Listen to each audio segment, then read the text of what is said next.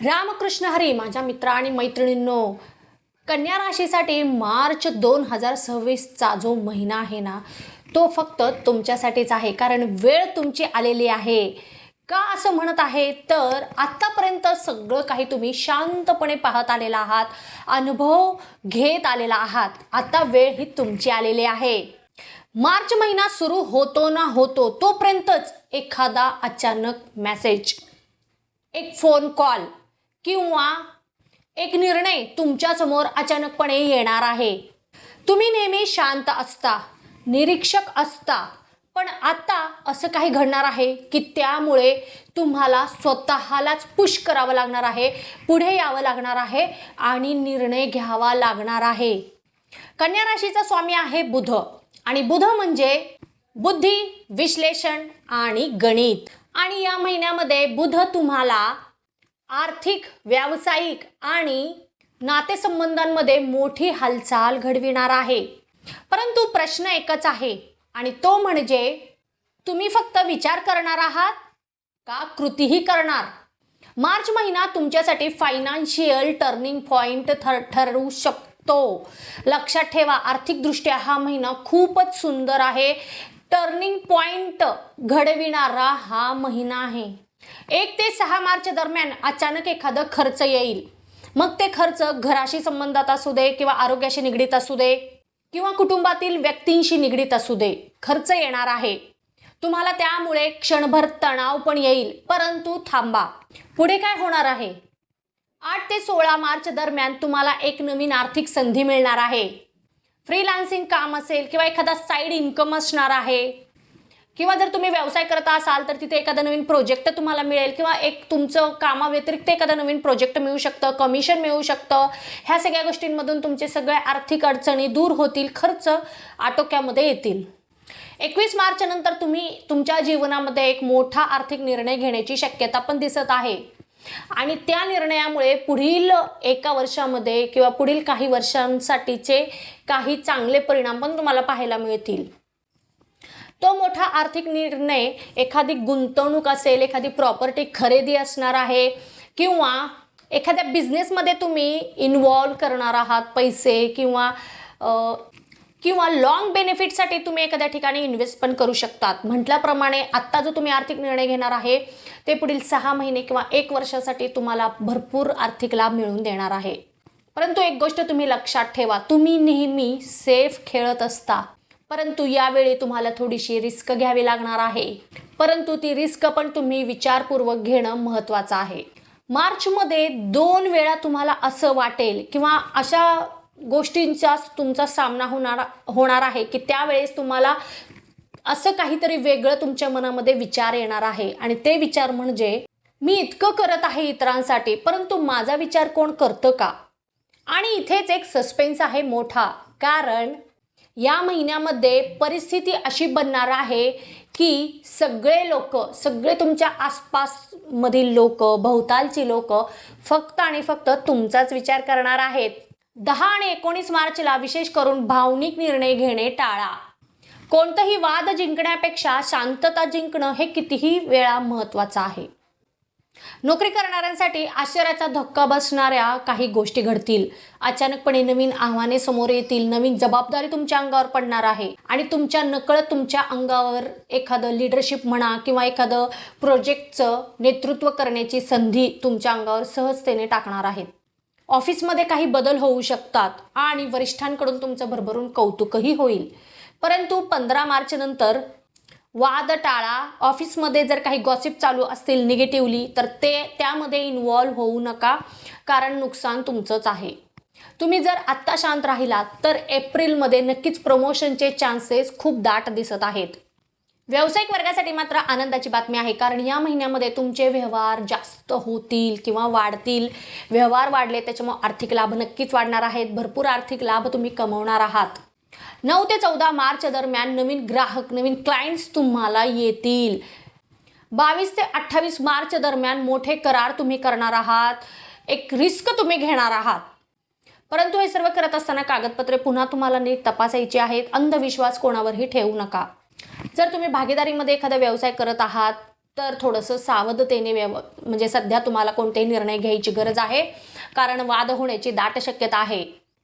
जर तुम्ही सिंगल आहात तर अचानक एखादी ओळख वाढणार आहे आणि ही जी ओळख वाढणार आहे ती व्यक्ती आधीपासूनच तुमच्या ओळखीची पण असू शकते. पुढे तुमच्या रिलेशनमध्ये काय होणार आहे ते पुढच्या महिन्यामध्ये एप्रिलमध्ये तुम्हाला कळेल, परंतु आत्ता तर एवढं खूपच महत्त्वाचं आहे. जे कोणी विवाह इच्छुक आहेत त्यांच्यासाठी 17 ते 26 मार्च दरम्यानचा जो काळ आहे त्यामध्ये तुम्हाला विवाहाचे प्रस्ताव येण्याची दाट शक्यता आहे. तुम्ही रिलेशनशिपमध्ये असाल तर तुमच्या नात्यामध्ये ओव्हर थिंकिंग टाळा, कारण जास्त विचार करण्याने नातं तुमचं गुंतागुंतीचं होऊ शकतं. मग याचा परिणाम नातं तुटणे हा पण होऊ शकतं, तर इथे खबरदारी घ्या. कौटुंबिकदृष्ट्या ह्या महिन्यामध्ये घरात वातावरण थोडंसं तणावाचं असू शकतं. चढ उतारीचं तुमचं कौटुंबिक जीवन असणार आहे, परंतु शेवटी सगळं ठीक होईल. 20 मार्च नंतर एखादा समारंभ होऊ शकतो घरामध्ये, किंवा सगळेजण मिळून एखाद्या ठिकाणी प्रवासाला जाऊ शकतात, तीर्थयात्रेला जाऊ शकतात. घर, प्रॉपर्टी किंवा वाहनासंबंधांमध्ये तुम्ही तुमच्या घरच्यांशी बोलून एखादा महत्त्वाचा निर्णय घेऊ शकतात. विशेष करून 11 ते 13 मार्च दरम्यान छोटासा प्रवास करण्याची शक्यता आहे आणि 24 ते 30 मार्च दरम्यान लांबचे प्रवास तुम्ही करू शकता. महिला वर्गासाठी हा महिना खूपच ताकदीने भरलेला आहे. कसं तर घरामध्ये एखादा महत्त्वाचा निर्णय तुमच्याशिवाय घेतला जाणार नाही, किंवा घरामध्ये कोणतंही काम किंवा कोणताही निर्णय किंवा एखादं पानही तुमच्या मताशिवाय हलणार नाही, हे लक्षात ठेवा. त्याच्यामुळेच ती सगळ्यात मोठी शक्ती, निर्णय शक्ती तुमच्याकडे असणार आहे.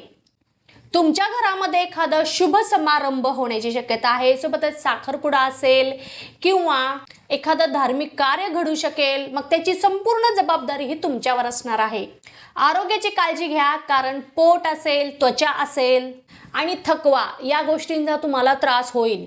ज्येष्ठ व्यक्तिवर्गासाठी मात्र अभिमानाने भरलेला हा महिना असणार आहे, कारण घरातील सगळं जे काही तुमचे कुटुंबातील मंडळी असतील त्यांना तुमच्यावरचा जो अभिमान आहे त्याच्यामध्ये वाढ होईल.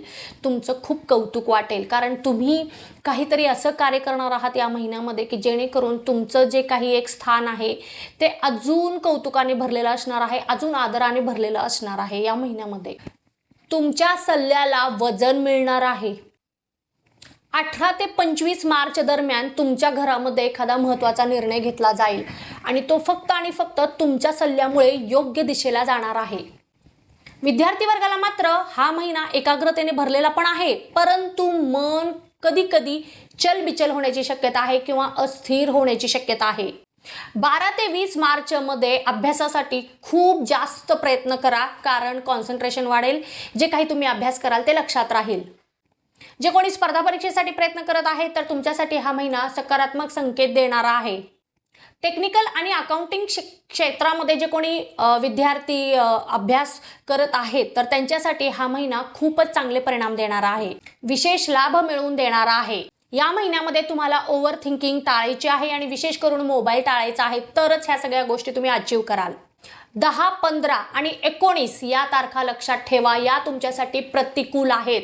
या दिवशी तुम्ही कोणतेही आर्थिक निर्णय आणि भावनिक निर्णय घ्यायचे नाही आहेत, कारण ते तुम्हाला नुकसान देतील. 3, 12, 18 आणि 27 या तारखा खूपच शुभ तारखा आहेत. या दिवशी तुम्ही एखादी प्रॉपर्टी खरेदी करू शकता किंवा कोणते करार करायचे असेल ते तुम्ही करू शकतात. आर्थिक निर्णय तुम्ही घेऊ शकतात. या दिवशी काहीतरी शुभ तुमच्या आयुष्यामध्ये नक्कीच घडणार आहे. असं काही घडलं तर कमेंट करून सांगायला मला विसरायचं नाहीये. तुमच्यासाठी शुभ रंग आहे हिरवा आणि पांढरा. शुभ अंक आहे 5 आणि 6. शुभ दिशा आहे उत्तर आणि ईशान्य.